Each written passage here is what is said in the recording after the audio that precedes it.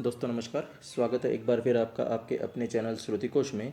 और इस वीडियो में बात कर रहे हैं हम दोस्तों 1857 के विद्रोह के बारे में, जो कि राजस्थान के संदर्भ से जुड़ा हुआ है कि राजस्थान किस प्रकार 1857 की क्रांति के अंदर इन्वॉल्व था, इसका क्या योगदान रहा, तो उसके बारे में हम चर्चा करेंगे। तो दोस्तों शुरू करते हैं आज का हमारा टॉपिक। और उससे पहले अगर आपने अब तक श्रुतिकोश चैनल को सब्सक्राइब नहीं किया है तो आप सब्सक्राइब कर लें, जिससे कि आपको लेटेस्ट वीडियो प्राप्त होते रहें। तो दोस्तों जब हम बात करते हैं 1857 की क्रांति की, तो सबसे पहले हम ये बात करते हैं कि आखिर ये 1857 की क्रांति का संग्राम राजस्थान में किस प्रकार चला। दोस्तों 1857 ईस्वी की जो क्रांति है, उस क्रांति से पूर्व राजस्थान में अंग्रेज़ों की जो आर्थिक नीतियाँ थी, उनके द्वारा जो धार्मिक जीवन में हस्तक्षेप था वो काफ़ी व्याप्त हो गया था, जिसके कारण लोगों के अंदर असंतोष व्याप्त हो गया था।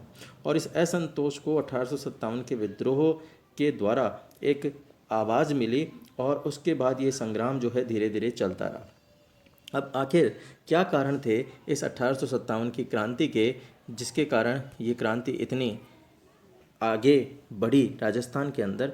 तो पहला कारण है इसकी विभेदकारी नीतियाँ। दोस्तों अंग्रेज़ों से सहायक संधियाँ हो गई थी, और सहायक संधियाँ होने पर राजपूताने की जो रियासतें थी वो धीरे धीरे शांति व्यवस्था कायम करने की तरफ बढ़ रही थी। लेकिन राजपूत शासकों के इस ब्रिटिश संरक्षण को भारी कीमत चुकानी पड़ी, क्योंकि इन संधियों के कारण क्या हुआ, इन संधियों के कारण जो ब्रिटिश हुकूमत थी, उस ब्रिटिश हुकूमत का अधीनस्थता जो थी वो इनको पालन करनी पड़ी। और अंग्रेज़ों से सहायता प्राप्त करके अनेक जो राजपूत शासक थे वो ब्रिटिश सत्ता के प्रति निष्ठावान हो गए। और ये जो चीज़ें थी ये स्वाभिमानी जनता को सहन नहीं हो सकी, और धीरे धीरे ब्रिटिश सत्ता के प्रति जनता का जो आक्रोश था वो प्रबल होने लगा। और इन संधियों के माध्यम से जो राजपूत राज्य थे उनके आंतरिक मामलों के अंदर भी क्या किया जाने लगा, हस्तक्षेप किया जाने लगा। यहाँ पर जो पॉलिटिकल एजेंट आए, वो राजपूत राज्यों ने संधियों के माध्यम से पॉलिटिकल एजेंट रखना स्वीकार तो कर लिया, लेकिन ये पॉलिटिकल जो एजेंट थे वो धीरे धीरे क्या करने लगे, इस राज्य के अंदर हस्तक्षेप जो है वो बढ़ाने लगे, और रियासतों के अंदर उनके कार्यों के अंदर भी वो हस्तक्षेप करते रहे। और धीरे धीरे इन संधियों के कारण राजपूत शासक जो है वो शक्तिहीन होने लगे, और शक्तिहीन होकर शासन के प्रति उदासीन हो गए और भोगविलास में रत रहने लगे। तो इस तरह पॉलिटिक जो एजेंट थे उन्होंने राज्यों में तानाशाह की जो भूमिका थी वो एक तरह से शुरू कर दी थी। दूसरा जो महत्वपूर्ण कारण हम मानते हैं, वो महत्वपूर्ण कारण माना जाता है आर्थिक शोषण। दोस्तों आर्थिक शोषण जो था वो भी एक तरह से इस राजस्थान की क्रांति को आगे पहुंचाने का कारण रहा। ब्रिटिश सरकार का एकमात्र उद्देश्य क्या था, वो था कि ज़्यादा से ज़्यादा जो धन है वो यहाँ पर दोहन करना, खींचना। और इसके लिए उन्होंने खिराज की जो राशि थी उस खिराज की राशि को भारी भरकम जो है वो बढ़ा दिया, और समय समय पर राज्यों पर अन्य खर्च भी जो है वो थोपे जाने लगे।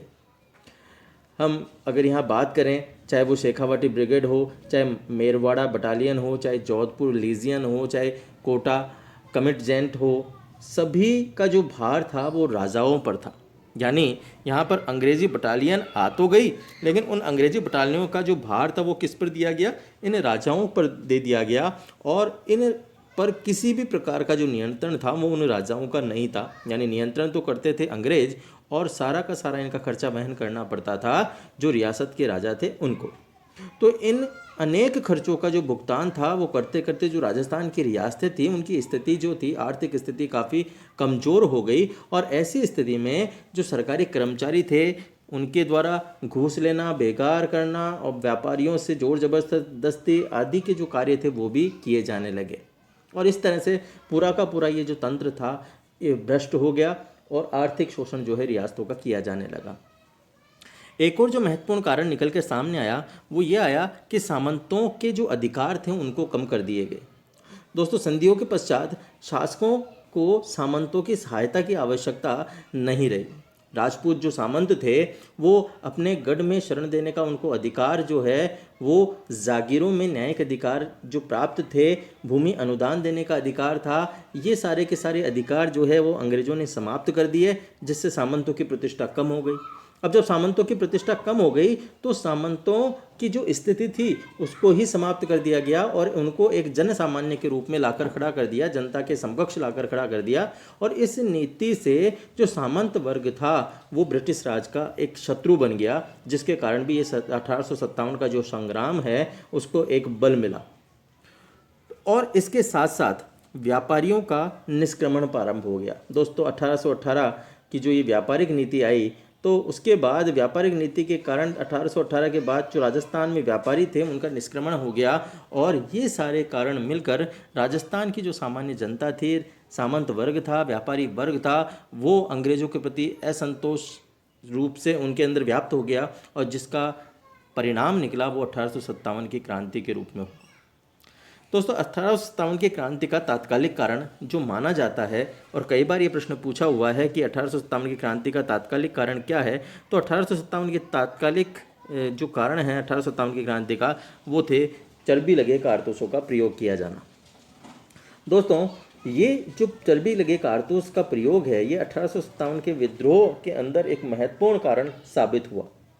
जब कैनिंग की सरकार थी और कैनिंग की सरकार ने 1857 में सैनिकों के लिए क्या कर दिया, सैनिकों के लिए ये ब्राउन बैस जो थी, ब्राउन बैस पहले चलती थी, उसके स्थान पर एनफील्ड राइफल का प्रयोग जो है वो चालू कर दिया। और जब एनफील्ड राइफल का प्रयोग चालू कर दिया तो उसमें जो कारतूस था वो पहले दांत से उसको खोल को उतारना पड़ता था और उसके बाद वो चलाना पड़ता था। अब ये जो सूचना थी ये जो सैनिक छावनी थी उसके अंदर ये फैल गई कि ये जो कारतूस है उसमें गाय और सूअर दोनों की चर्बी लगी थी। इसलिए हिंदू और मुसलमान जो है वो दोनों भड़क उठे और 1857 की क्रांति का बिगुल जो है वो बज चुका। दोस्तों सबसे पहले जो घटना निकल कर सामने आती है वो मंगल पांडे की आती है। और मंगल पांडे का नाम हर बच्चे की ज़बान पे है, क्योंकि मंगल पांडे के द्वारा, जो कि गाजीपुर बालिया से जुड़े हुए हैं, वहाँ के रहने वाले थे, तो उन्होंने बैरकपुर छावनी के वो सैनिक थे, 34वीं रेजिमेंट के सिपाही। और उस समय जब उनको चर्बी लगे कारतूसों का उपयोग करना था, उनको कहा गया उनके अधिकारी के द्वारा कि आप इन कारतूसों का उपयोग करें, तो उन्होंने उससे इनकार करते हुए जो उस समय लेफ्टिनेंट बाग थे और लेफ्टिनेंट जनरल ह्यूसन थे उनकी हत्या कर दी। और उस समय ये जो विद्रोह था ये अपनी शुरुआत ले चुका था। तो 8 अप्रैल को उसके बाद 1857 में इनको फांसी दे दी गई मंगल पांडे को, और ये इसकी पहली घटना के रूप में जाना जाता है। जब हम बात करते हैं 1857 की क्रांति में राजस्थान की, तो दोस्तों राजस्थान में जो सैनिक छावनियाँ थी वो 6 सैनिक छावनियाँ थी। और ये जो 6 सैनिक छावनियाँ थी ये कौन कौन सी थी?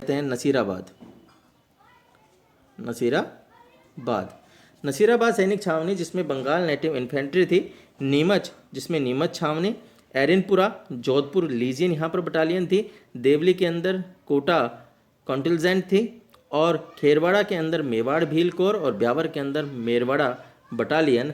ये जो थी यहाँ पर 6 तरह की सैनिक छावनियाँ राजस्थान के अंदर थी, नसीराबाद, नीमच, एरिनपुरा, देवली, खेरवाड़ा और ब्यावर। और इसके साथ साथ यहाँ पर जो नेटिव इन्फेंट्रियाँ थी वो नसीराबाद के अंदर बंगाल नेटिव इन्फेंट्री, जो यहाँ पर सैनिक थे उनके ये बटालियन के नाम थे।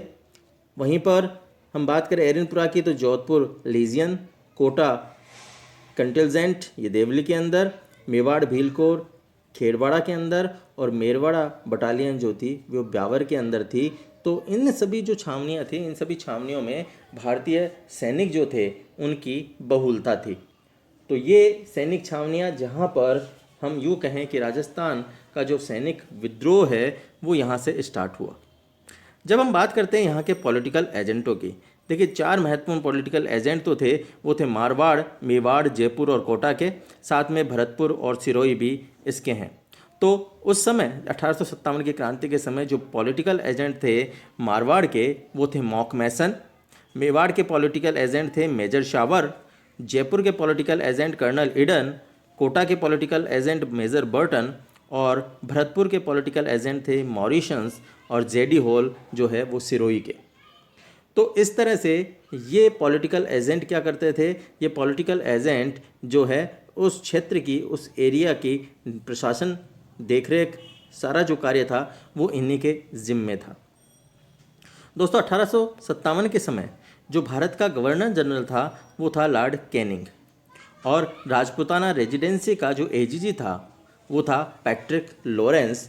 ये इस समय भारत के गवर्नर जनरल और एजीजी के पद पर विद्यमान थे। भारत में स्वतंत्रता हेतु प्रथम जो सशस्त्र विद्रोह प्रारंभ हुआ था वो कब प्रारंभ हुआ? वो हुआ 10 मई 1857 को मेरठ के अंदर, और उस समय उसका जो नेतृत्व किया नेता थे बख्त खान। 11 मई 1857 को दिल्ली पर अधिकार कर लिया इन्होंने, और वहाँ पर दिल्ली पर जाकर और इनको विद्रोह का जो नेता था उन्होंने बहादुर शाह द्वितीय को, जो कि बहादुर शाह जफर के नाम से भी जाने जाते हैं, उनको बना दिया। और प्रतीक चिन्ह था कमल और रोटी। जो भारतीय ये जो स्वतंत्रता संग्राम था 1857 की क्रांति थी, इस 1857 की क्रांति का प्रतीक चिन्ह क्या था दोस्तों? कमल और रोटी था।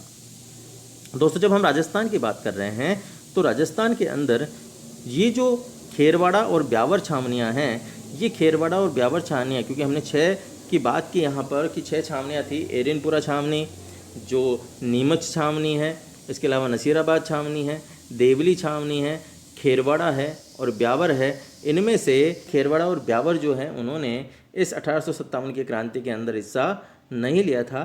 बाकी 4 छावनियों जो थी वो पूरी तरह से इसमें इन्वॉल्व थी। सबसे पहले हम बात करते हैं नसीराबाद छावनी।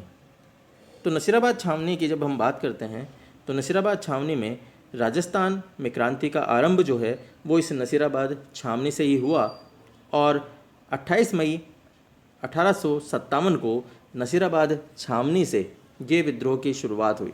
दोस्तों राजस्थान में विद्रोह की जो शुरुआत है ये मेरठ छावनी के विद्रोह की शुरुआत के 18 दिन बाद हुई थी, यानी 10 मई 1857 को तो मेरठ छावनी में विद्रोह हुआ, और उसके बाद उसके 18 दिन बाद जो था ये विद्रोह है 28 मई 1857 को ये विद्रोह कहाँ से प्रारंभ हुआ? नसीराबाद से हुआ, राजस्थान के अंदर, और 15वीं बंगाल नेटिव इन्फेंट्री के द्वारा ये विद्रोह प्रारंभ किया गया।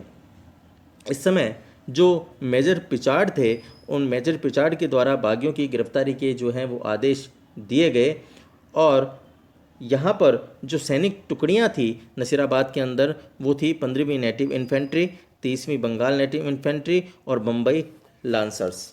ये जो बम्बई लांसर्स थे ये अंग्रेज़ों के काफ़ी वफादार थे। ये जो नसीराबाद का विद्रोह था, इस विद्रोह के अंदर मेजर स्पॉटिसवुड और जो कर्नल न्यूबरी थे वो मृत्यु उनकी हुई, और लेफ्टिनेंट लॉक और हार्डी जो थे वो घायल हो गए। दोस्तों छावनी को लूटकर 18 जून को जो क्रांतिकारी थे वो दिल्ली पहुँचे। इनके पीछे पीछे जो अंग्रेज़ गए थे उन अंग्रेज़ों को सुरक्षा के लिए जोधपुर नरेश द्वारा जोधपुर आने का निमंत्रण दिया गया, और जब ये वापस आ रहे थे तो कर्नल पेनी की रास्ते में ही मृत्यु हो गई हृदयाघात होने के कारण। तो विद्रोही सैनिकों ने छावनी को लूट खसोट लिया और तहस नहस करके दिल्ली की ओर प्रस्थान कर लिया, और 18 जून को वो कहाँ पहुँच गए? दिल्ली पहुँच गए। दिल्ली पहुँचकर वहाँ की जो अंग्रेजी सेना थी उनको आक्रमण करके उसे पराजित कर दिया। ये जो नसीराबाद छावनी थी, इस नसीराबाद छावनी के अंदर जो अजमेर था, वो अजमेर दोस्तों राजस्थान में ब्रिटिश सत्ता का एक प्रमुख केंद्र रहा था, क्योंकि यहीं पर शस्त्रागार और खजाना था, और इस शस्त्रागार और खजाने की सुरक्षा का जो जिम्मा था वो 15वीं नेटिव बटालियन के ऊपर था।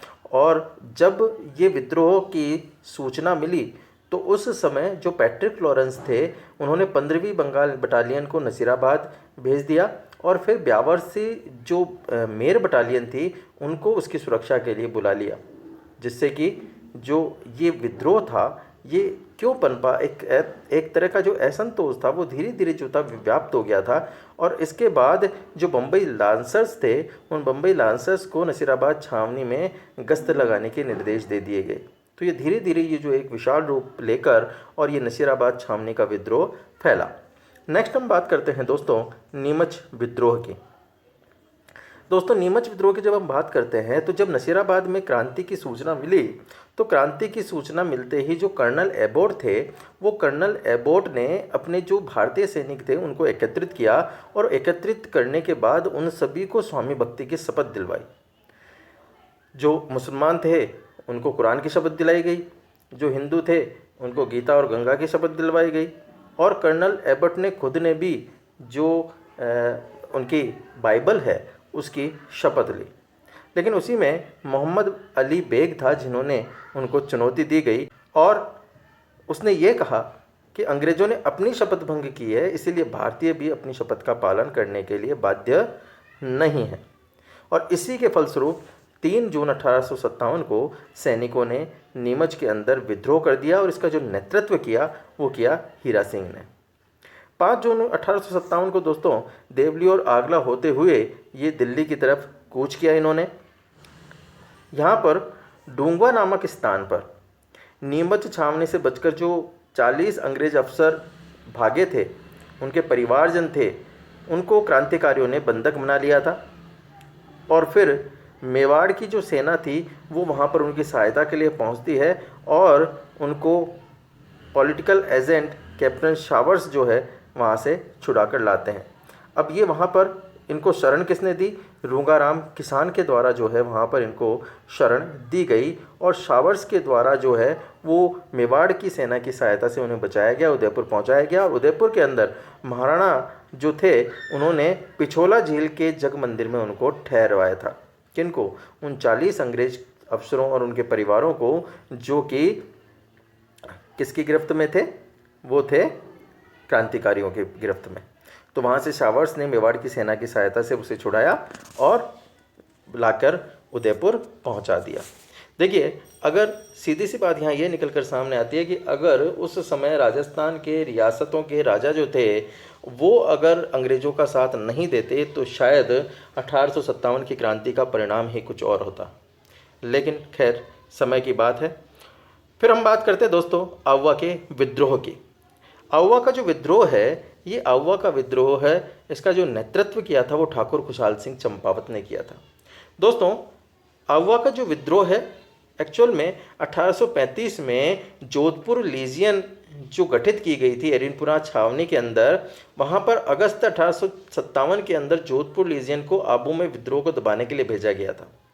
जोधपुर लीजियन की इस टुकड़ी का जो नेतृत्व करता था वो नेतृत्व किसने किया? ये नेतृत्व किया मोती खां, शीतल प्रसाद और तिलक राम ने। इन्होंने इसका नेतृत्व किया और आबू में विद्रोह कर दिया और इसके बाद एरिनपुरा आए और छावनी को लूटकर तहस नहस कर दिया और एक नारा दिया, चलो दिल्ली मारो फिरंगी। जब ये क्रांतिकारी आउवा पहुँचे तो आउवा के अंदर जो ठाकुर खुशहाल सिंह चंपावत थे उन्होंने अपना नेतृत्व जो है इन्हें प्रदान किया और अन्य जागीरदारों को भी इसमें शामिल किया। अन्य जो जागीरदार थे उनमें आसोप, आलनियावास, गूलर, लांबिया, बत्तावास, रूदावास, यहाँ के जो जागीरदार थे वो भी इनके साथ हो गए। अब यहाँ पर एजीजी लॉरेंस ने विद्रोह को दबाने के लिए जोधपुर महाराजा तख्त सिंह को पत्र लिखा कि साहब इस विद्रोह को दबाया जाए, और तख्त सिंह ने अनाड़ सिंह और राजमल लोढ़ा के नेतृत्व में अपनी सेना को भेजा। पाली के निकट जो बिठोड़ा है, बिठोड़ा पाली, तो पाली के निकट बिठोड़ा नामक स्थान पर जोधपुर महाराजा जो तख्त सिंह है और कैप्टन हीथकोट जो उस समय अंग्रेज़ों की तरफ से थे, उनकी सेना का खुशहाल सिंह की सेना के साथ जो था वो युद्ध हुआ और क्रांतिकारियों ने इनकी सेना को पराजित कर दिया और ये युद्ध हुआ 8 सितंबर 1857 को। इसके बाद 18 सितंबर 1857 को फिर एक युद्ध हुआ जो कि चेलावास के युद्ध से के नाम से जाना जाता है, क्योंकि बिठोड़ा के युद्ध में पराजय हो चुकी थी। तो उसके बाद जो एजीजी थे पैट्रिक लॉरेंस, वो स्वयं सेना लेकर आउवा पहुंच गए और 18 सितंबर 1857 को चेलावास के अंदर जो थी लॉरेंस की सेना जो है वहाँ पर पराजित हुई और इस युद्ध के अंदर मॉक मैसन की जो है वो मृत्यु हुई। दोस्तों, यहाँ पर मॉक मैसन का क्रांतिकारियों ने सिर काटकर आउवा में घुमाया और किले के दरवाजे पर उसको टाँक दिया। इस चेलावास के युद्ध को दोस्तों गोरा काले का युद्ध भी कहा जाता है, गोरा काला का युद्ध। तो गोरा काला का युद्ध भी इसे कहा जाता है। तो ये था चेलावास का युद्ध, जो कि 18 सितंबर 1857 को लड़ा गया था। दोस्तों, क्रांतिकारी अशोक के ठाकुर शिवनाथ सिंह के नेतृत्व में दिल्ली रवाना हो गए और जो जीजी थे लॉर्ड कैनिंग, उन्होंने कर्नल होम्स के नेतृत्व में सेना जो है वो कहाँ भेजी? आउवा भेजी। तो जब गवर्नर जनरल कैनिंग ने कर्नल होम्स के नेतृत्व में सेना को आउवा भेजा तो वहाँ पर 1858 के अंदर आउवा पर अंग्रेज़ों का अधिकार हो गया। और जब वहाँ पर अंग्रेज़ों का अधिकार हो गया तो क्रांतिकारियों के जो नेता थे ठाकुर खुशहाल सिंह, वो वहाँ पर लूटपाट करके और मेवाड़ चले गए। और मेवाड़ के अंदर ठाकुर खुशहाल सिंह को कोठारिया के जो रावत जोध सिंह थे उन्होंने अपने यहाँ पर शरण दी। इसके बाद ठाकुर खुशहाल सिंह ने 8 नवंबर 1860 को नीमच के अंदर आत्मसमर्पण कर दिया। और ये आत्मसमर्पण करने के बाद मेजर टेलर की अध्यक्षता में इनके खिलाफ एक कमीशन जो है वो बैठा जांच के लिए, लेकिन कोई सबूत न मिलने के कारण, गवाही नहीं मिलने के कारण 10 नवंबर 1860 को इनको रिहा कर दिया गया। इसके बाद करते हैं हम बात कोटा में विद्रोह की। दोस्तों, कोटा में विद्रोह की जब हम बात करते हैं तो सबसे पहले जो यहाँ पे पॉलिटिकल एजेंट थे वो थे मेजर बर्टन।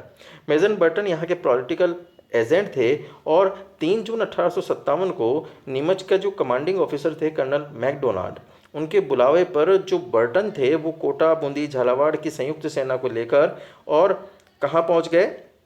नीमच पहुँच गए और बिना किसी विद्रोह के नीमच छावनी पर अधिकार कर लिया।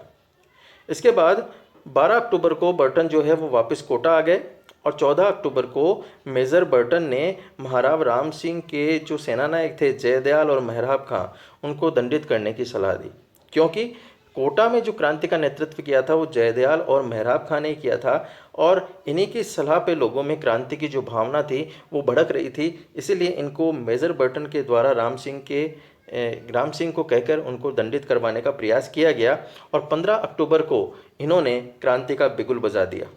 तो कोटा की सेना और मेहराब खान और जयदयाल के नेतृत्व में विद्रोह कर दिया। महाराव राम सिंह को अपने महल में ही नज़रबंद कर दिया गया इनके द्वारा। दोस्तों, इस विद्रोह के अंदर जो मेजर बर्टन थे वो मेजर बर्टन और उनके जो पुत्र थे उनकी मृत्यु हुई और इसके साथ साथ डॉक्टर सैंडलर कोटम की भी यहाँ पर हत्या कर दी गई। मेजर बर्टन का सिर काटकर कोटा शहर में घुमाया गया और सारे शहर में क्रांतिकारियों का नियंत्रण स्थापित हो गया। धीरे धीरे संपूर्ण जो कोटा रियासत थी उसके ऊपर भी क्रांतिकारियों का अधिकार हो गया। इसके बाद जो करौली की सेना थी वो जनवरी 1858 में आती है और करौली की सेना आकर कोटा के महाराव को नज़रबंदी से मुक्त कराती है।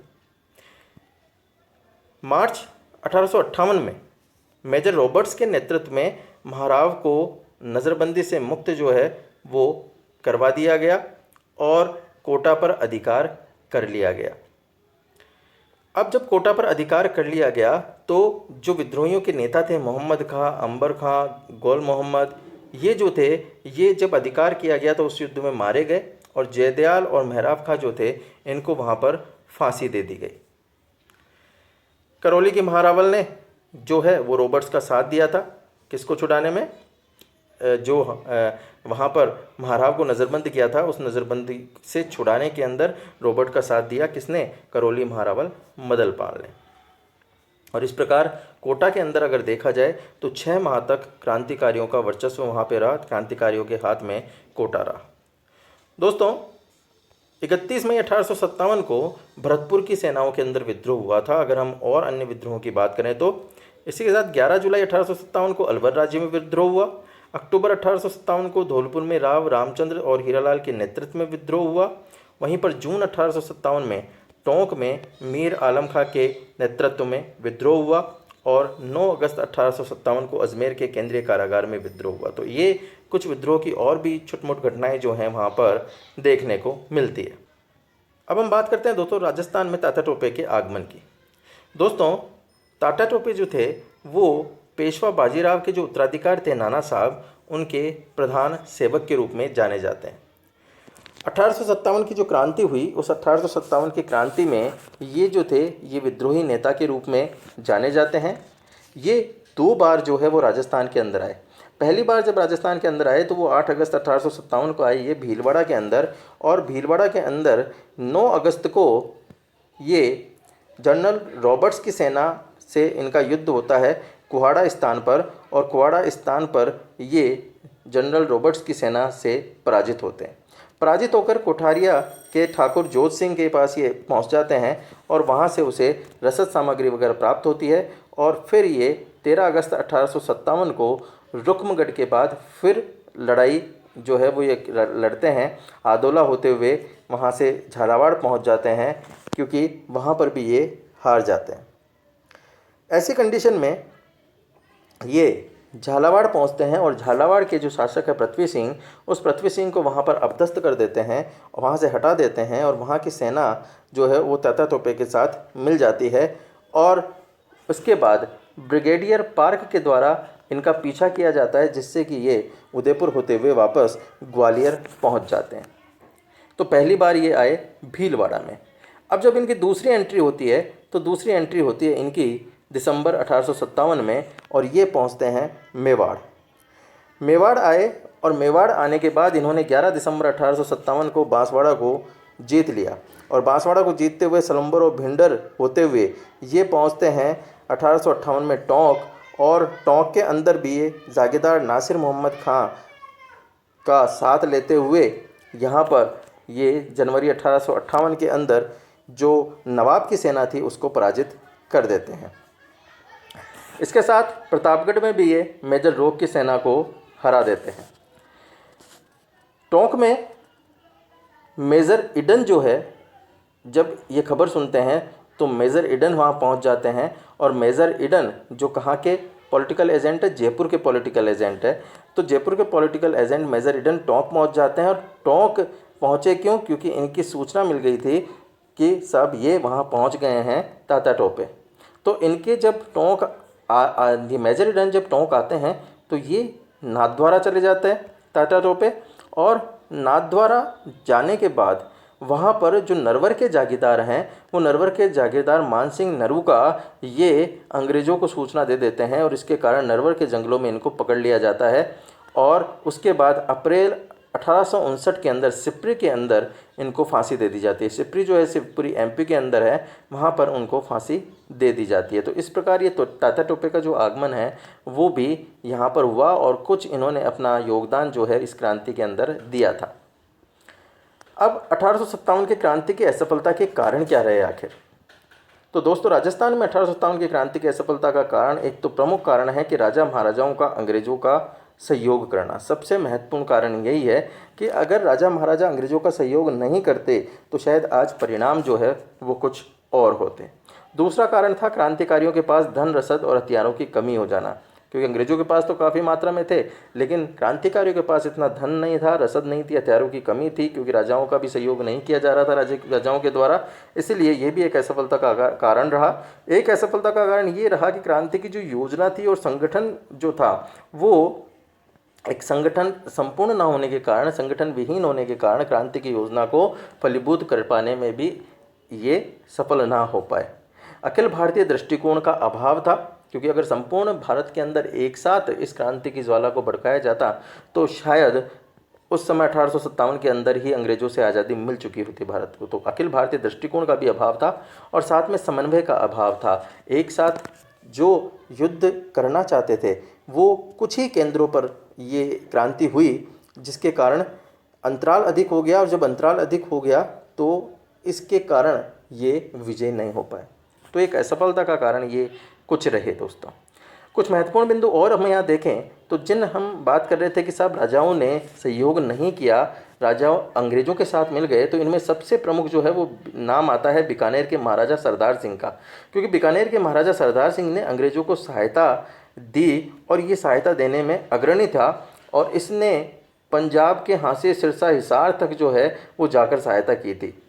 और इसीलिए इसे राजस्थान के राजाओं में एक ऐसा राजा जो बीकानेर का राजा था, बीकानेर का राज्य था, जिसके जो शासक थे वो स्वयं अपनी सेना के साथ अंग्रेज़ों की सहायता के लिए राज्य से बाहर गए थे। कई बार ये प्रश्न पूछा हुआ है कि राजस्थान में वह कौन सी रियासत थी जो अंग्रेज़ों की सहायता के लिए अपने राज्य से बाहर गई थी, तो बीकानेर रियासत थी। ठीक है। और जयपुर के जो महाराजा थे राम सिंह द्वितीय, उन्होंने भी अंग्रेजों की सहायता की थी और इसके पुरस्कार स्वरूप क्या मिला था उन्हें, कोटपुतली के जो परगना थे वो स्थायी रूप में उन्हें दे दिए गए थे। और अलवर के महाराजा बने सिंह ने भी अंग्रेजों की सहायता की थी। 1857 के विद्रोह से जुड़े हुए कुछ साहित्य भी हैं दोस्तों, कई बार परीक्षा में पूछ लिए जाते हैं। The first war of Indian independence, ये द फर्स्ट वार ऑफ है ये दोस्तों, first war are, the first war of Indian independence ये थी वी डी सावरकर की। दूसरा द ग्रेट रिबेलियन, ये अशोक मेहता की साहित्य है। वहीं पर the sepoy mutiny and the revolt of 1857 ये आर.सी. मजूमदार के द्वारा लिखा गया है। और Rajasthan role in the struggle of 1857 ये नाथूलाल खड़गावत के द्वारा लिखा गया है। तो ये कुछ महत्वपूर्ण साहित्य जो हैं वो भी ये 1857 की क्रांति से जुड़े हुए हैं। राजस्थान की क्रांति के समय उस जो राजस्थानी रियासतें थी उन रियासतों के शासक कौन कौन थे, क्योंकि कई बार प्रश्न जो है सीधा सीधा पूछा जाता है यहाँ से कि उस समय राजस्थान के शासक कौन थे। 1857 की क्रांति के समय कोटा के शासक कौन थे, जोधपुर के शासक कौन थे, बूंदी के शासक कौन थे, तो इसके ऊपर भी प्रश्न पूछ लिया जाता है। तो राजस्थान की क्रांति के समय जो रियासती शासक थे उनके बारे में हम बात कर लेते हैं। तो सबसे पहले बात करते हैं हम कोटा के शासक कौन थे, राम सिंह, जोधपुर के तख्त सिंह, भरतपुर के जसवंत सिंह, उदयपुर के स्वरूप सिंह, जयपुर के राम सिंह द्वितीय, सिरोही के शिव सिंह, धौलपुर के भगवंत सिंह, बीकानेर के सरदार सिंह, करौली के मदन पाल, टोंक के नवाब वजीरुद्दौला, बूंदी के थे राम सिंह, अलवर के विनय सिंह, जैसलमेर के रणजीत सिंह, झालावाड़ के पृथ्वी सिंह, प्रतापगढ़ के दलपत सिंह, बांसवाड़ा के लक्ष्मण सिंह और डूंगरपुर के थे उदय सिंह। तो इस प्रकार ये राजस्थानी जो क्रांति हुई थी, राजस्थान में क्रांति 1857 की, उस समय के ये रियासी शासक जो है ये उस समय हुए। तो ये था दोस्तों 1857 की क्रांति का विद्रोह जो कि राजस्थान से जुड़ा हुआ था, राजस्थान के संदर्भ में था। तो आशा है आपको वीडियो पसंद आया होगा, समझ में आया होगा, तथ्यों को आपने देखा होगा और करीब करीब आपके 1857 की क्रांति से अगर कोई प्रश्न आएगा तो इससे बाहर कहीं नहीं जाएगा, इसका मैं आपको विश्वास दिलाता हूँ। धन्यवाद दोस्तों, आपका दिन शुभ हो।